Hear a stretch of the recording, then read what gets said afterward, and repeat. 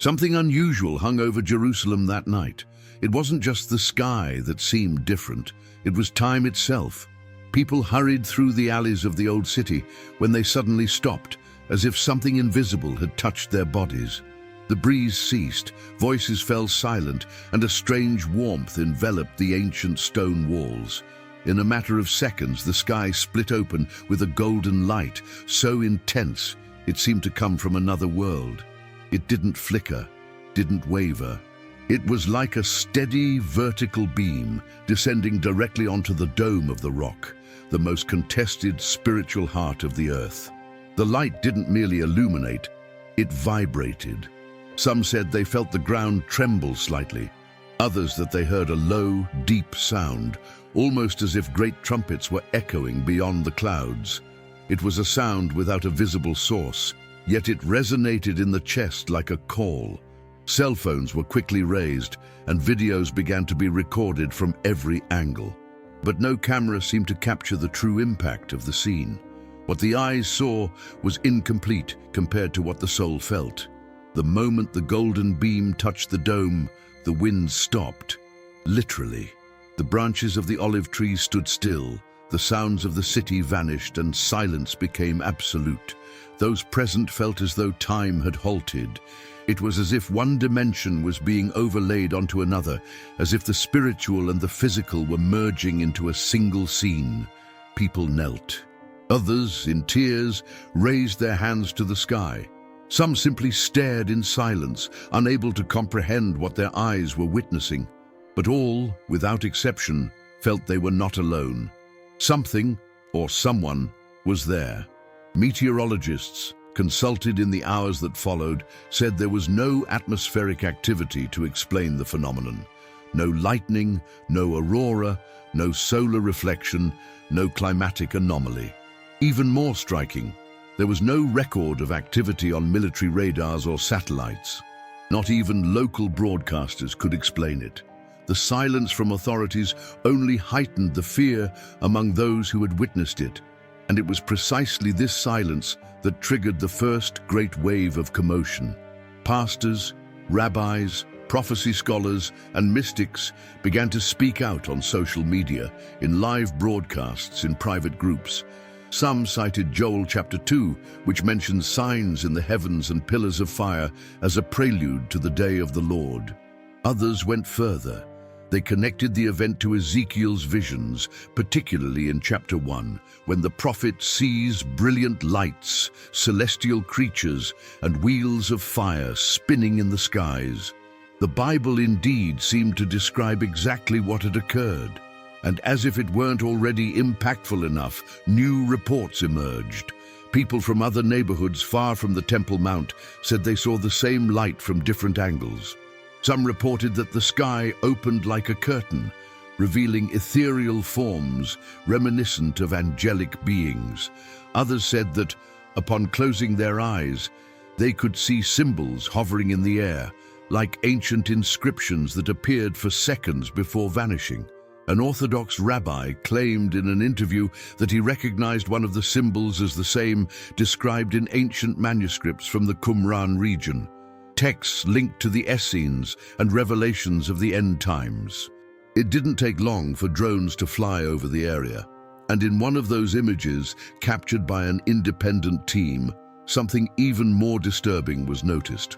Upon applying infrared filters and adjusting the contrast, Israeli researchers identified light patterns that seemed to form a perfect circle around the dome of the rock, as if an invisible structure were there, marking a point of connection between dimensions. The shape resembled seals mentioned in the Book of Revelation. Could it be possible that a spiritual portal had been opened? As these discoveries made headlines, the city remained under profound emotional impact. Entire families began gathering to pray. Intercession groups occupied the eastern walls. Christian churches called last-minute vigils, while in Jewish communities, Psalm 121 was recited in unison. I lift up my eyes to the hills, from where comes my help. The feeling was one of urgency. That something had begun, something greater than anyone could comprehend. And then a video went viral. A messianic pastor in Galilee shared footage of a similar flash seen from the north of the country. The detail: at the exact same time the beam touched Jerusalem, the light was recorded hovering for seconds over a mountain near the Sea of Galilee. And in another recording, made by tourists, sounds resembling trumpets could be clearly heard, the same type of sound described in Revelation 8, when angels blow trumpets and cosmic events are unleashed. The biblical connection was becoming increasingly evident. But it wasn't just Israel feeling the effects. In various countries, people began reporting strange dreams, nocturnal visions, intense premonitions. Prayer groups in Brazil, the USA, the Philippines, and Ethiopia claimed to have received spiritual confirmations that the heavens are speaking. The phrase was repeated in different languages: "The heavens are speaking." And for those who were in Jerusalem that night, it was no longer just a metaphor. It was a lived, felt, unforgettable fact. While official investigations remained silent, one question became inevitable: why Jerusalem? Why always her? What is it about this specific point on the planet that makes it so spiritually vulnerable to celestial manifestations? The answer, according to sacred texts, lies in divine choice itself. It is there that the prophets spoke. It is there that the temple was built. It is there that the Messiah promised to return. And that is why, when a light descends precisely over the dome of the rock, the spiritual interpretation becomes inescapable. It's not just a geographical location. It's the center of the spiritual conflict between heaven and earth. A point where the veil between dimensions is thinner, where the heavens seem to bend, where past, present, and future collide. As the world debated theories, new information began circulating among biblical archaeology scholars. According to an ancient tradition preserved in forgotten Essene manuscripts, there would be 7 manifestations of light over Jerusalem before the revelation of the day of the Lord. These lights would be accompanied by signs in the heavens and sounds that only those with awakened hearts could hear. For many, what happened the previous night was the first of these 7 manifestations. And more than that, it was a call, a spiritual alert to those still asleep, to those who have strayed from the eternal purpose. In Christian temples worldwide, the text of Joel chapter 2 took on new meaning. "And it shall come to pass afterward, that I will pour out my spirit upon all flesh, and I will show wonders in the heavens and in the earth, blood and fire and pillars of smoke." Until then, these words were seen as metaphors. But now, before the eyes of the world, they seem to take form over the sacred city. The spiritual unrest crossed borders. It was no longer just a localized event. It was as if a new stage had been activated in the prophetic clock. And it wasn't the first time this had happened in Jerusalem. Historical records show that during critical moments, wars, peace proclamations, reconstructions, and invasions, mysterious lights had already appeared in the city's skies.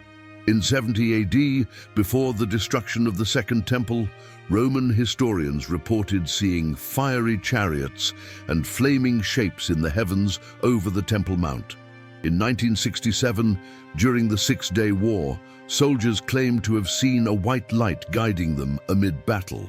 In 2011, amateur videos captured a sphere of light descending rapidly over the same site, hovering for a few seconds, then ascending in a straight line at impossible speed. But none of those appearances had the same impact as what was seen now, because now the whole world watched in real time. Now we have high-definition recordings, spectral comparisons, sound measurements, and most importantly, thousands of witnesses. The spiritual truth is no longer confined to ancient writings. It is being broadcast on screens, going viral, awakening, reaching hearts in every corner. And precisely because of this, many voices began to rise. Pastors declared, "The time for playing at religion is over." Rabbis warned, "The Messiah is at the gates." Theologians affirmed Jerusalem's eschatological clock has begun to tick louder, but at the same time, other voices tried to silence this revelation. Experts in atmospheric phenomena attempted to discredit the event. Some blamed electromagnetic interference, others ultra-secret military tests. Yet no technical explanation could answer the deepest question: how to explain what was felt by those who were there. Many who were on the Mount of Olives that night reported feeling a presence that transcended understanding. Not just a vision, but a spiritual invasion. Something touched them from within, something that seemed to be watching, calling, separating. Some said they felt their lives exposed like an open book before a holy light. Others claimed that even in silence, their souls were being searched, as if standing before the throne of judgment. There were confessions of sins, reconciliations with God, prayers made with tears and knees on the ground. The manifestation didn't just impress, it transformed. Those with spiritual sensitivity noticed a change in the air. Jerusalem's vibration became denser, more alive, more pulsating, as if the city had been activated from within, and this echoed in other regions. Churches in Africa recorded spontaneous intercessions that same dawn. Christian communities in China had prophetic dreams involving Jerusalem. Youth in Europe witnessed similar visions at synchronized times with the phenomenon. It's as if an invisible spiritual network had been activated, as if the heavens had released an inaudible sound that only the spiritually awake heard. And here's a detail many overlooked. At the exact moment of the phenomenon, Jerusalem's sky wasn't clear. There were clouds, and yet the light descended in a straight line, without being reflected, without scattering, as if ignoring physical laws. This caught the attention of physicists and astronomers, who stated there is no light source with this capability currently. The intensity was like a laser, but without detectable projection. No satellite, no plane, no spotlight was identified. This only reinforced the spiritual thesis. It didn't come from the earth. It came from above.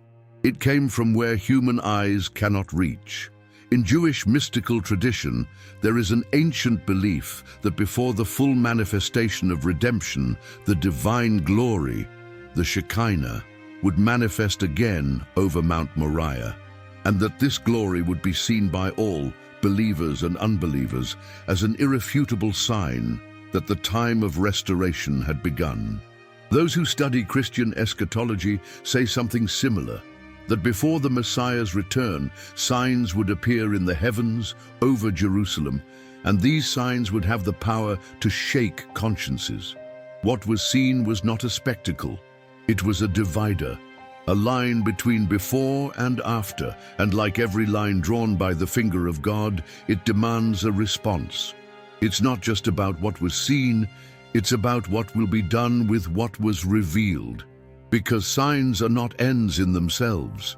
They are doors, they are invitations, they are trumpets calling us back to the origin, to the purpose, to the faith. And now, as Jerusalem returns to its silent routine, there is something different in the air. The sky feels closer, time feels shorter, the spirit feels more sensitive, and for those who watch, the heart already understands. Something has been released. A new stage has begun, and those with eyes to see will see. Perhaps behind that golden light was the answer to the oldest question of faith. When? When will the heavens manifest? When will the veil be torn? When will we see the glory again? And perhaps, just perhaps, the answer was given in a silent, visual, direct and impossible to ignore way now. Because the heavens don't just speak, they shout, they call, they announce what is to come, and those who hear prepare.